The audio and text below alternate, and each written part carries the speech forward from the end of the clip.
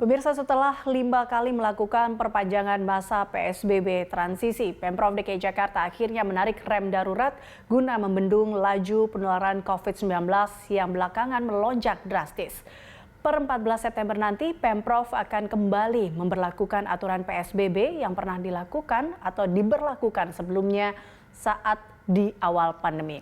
Gubernur DKI Jakarta Anies Baswedan menyebutkan DKI Jakarta saat ini tengah memasuki masa darurat penanganan COVID lantaran volume laju pertumbuhan pasien COVID yang membutuhkan perawatan diperkirakan bakal melebihi kapasitas dan kemampuan rumah sakit untuk memberikan layanan perawatan. Ya pemirsa, untuk memperbincangkan situasi ini, kini kami sudah bersama dengan Syahrizal Syarif, epidemiolog Universitas Indonesia. Selamat sore Pak Syahrizal.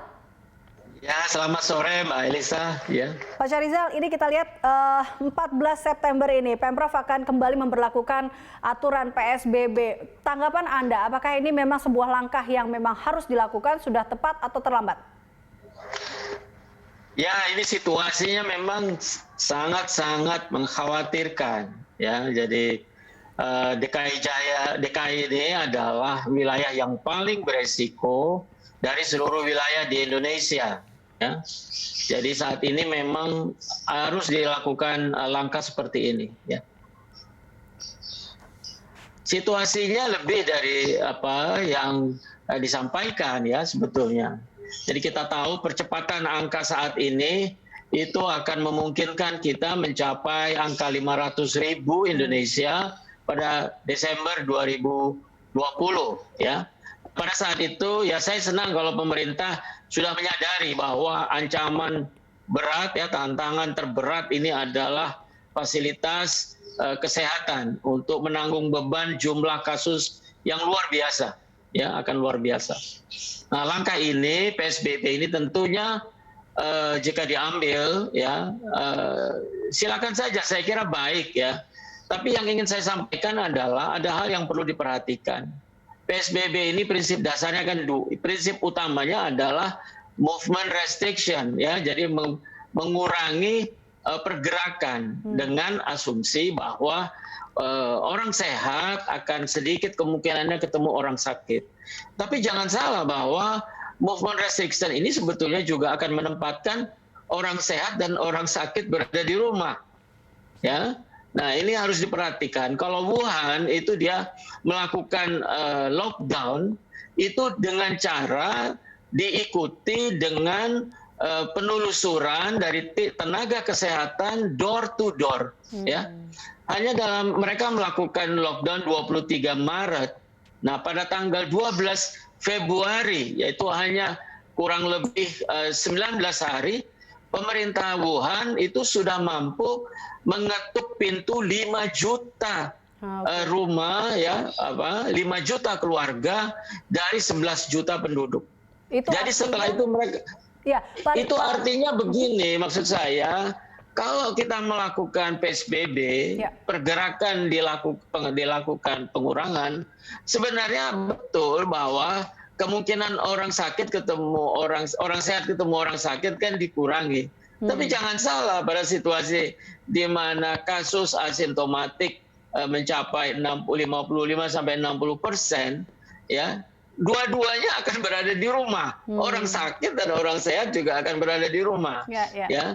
Jadi yang mesti dilakukan ya selain melakukan PSBB adalah tenaga-tenaga kesehatan setempat sebaiknya melakukan kunjungan ke rumah-rumah tangga. Perlu saatnya ini dilakukan rumah tangga, RT tangguh lah begitu ya. Jadi harus ada pengecekan kesehatan di setiap rumah tangga, dipastikan tidak ada yang sakit. Saya kira langkah seperti itu harus dilakukan untuk agar efektif. Jadi menurut Anda Pak Syahrizal bahwa sebenarnya ini bisa dikatakan atau PSBB kali ini bisa dibilang menjadi sebuah momentum yang tidak hanya memberhentikan atau menyetop aktivitas saja, tetapi juga bisa menjadi satu momentum kita untuk tracing daerah-daerah mana saja atau warga-warga mana saja. Seperti yang dilakukan di Wuhan, seperti itu. Iya betul, kalau kita mau serius, sekalian serius, karena kesian masyarakat sudah melakukan sudah cukup lama lah ya berada dalam situasi seperti ini. Jadi kalau kita betul-betul ingin serius menahan laju ini, mari kita lakukan lebih serius. Tadi saya bilang pada tingkat hulu di rumah tangga RT itu harus melakukan pengecekan kesehatan di setiap rumah tangga, setiap keluarga ya untuk menghindari munculnya klaster-klaster keluarga.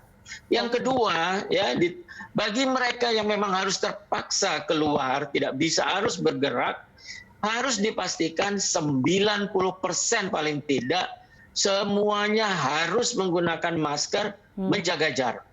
Ya, sebetulnya masker, menjaga jarak dan cuci tangan itu scientific base. Jadi itu sama dengan kita melakukan vaksinasi kepada 70% penduduk. Ya, tapi untuk protokol kesehatan 3M ini paling tidak harus dicapai 90%. Dan udah saatnya kita memberikan sanksi jerah kepada mereka yang tidak menggunakan masker. Oke, baik. Kita saat ini momen ini harus serius ya. Jangan sampai kita kehilangan momen lagi ya, bisa dikatakan seperti itu. Tapi kalau Pak Syahrizal, kita lihat dari kasus penerapan aturan PSBB sebelumnya, kita menemukan aturan PSBB ini kan seperti berbenturan dengan kondisi ekonomi. Dengan pemberlakuan kembali PSBB, ini tentunya banyak pro dan kontra, salah satunya adalah membuat kondisi ekonomi masyarakat tentunya kembali terpukul kembali. Nah, menurut Anda, berapakah kira-kira waktu atau maksimal aturan ini bisa diberlakukan? Ya, memang PSBB yang diberlakukan sekarang itu mungkin saja harus mempertimbangkan aspek-aspek dampak sosial ekonominya. Karena saat ini memang terasa sekali bahwa setelah sekian lama ya ekonomi juga menjadi beban. Nah, kita harus sadar bahwa angka seperti ini minimal sekali itu adalah 2 kali masa inkubasi, ya paling tidak 28 hari harus dilakukan, ya. Nanti kita lihat perkembangannya apakah dalam 28 hari kita mendapatkan hasil apa tidak. Nah, yang lalu ya pergerakan itu di Jakarta di sekitar Jabodetabek tidak terjadi pengurangan pergerakan, sedikit sekali. Tapi di Jakarta terjadi 60-70% pengurangan pergerakan. Tapi sebenarnya dampaknya terhadap peningkatan kasus sedikit sekali. Oleh sebab itu saya menganjurkan tidak hanya PSBB yang ketat, tapi harus ada langkah di tingkat hulu, di tingkat rumah tangga. Lalu yang kedua, 3M itu harus kita pastikan betul-betul kita jalankan dengan benar. Ya. Harus ada kampanye besar-besaran masker. Ya. Oke, baik. Dan tadi ya, momentum saat ini adalah serius dan sanksi juga dipertegas seperti itu, serta pengawasan. Terima kasih Pak Syahrizal telah bergabung bersama kami dalam Prime Time. Pemirsa, Syahrizal Syarif, epidemiolog Universitas Indonesia.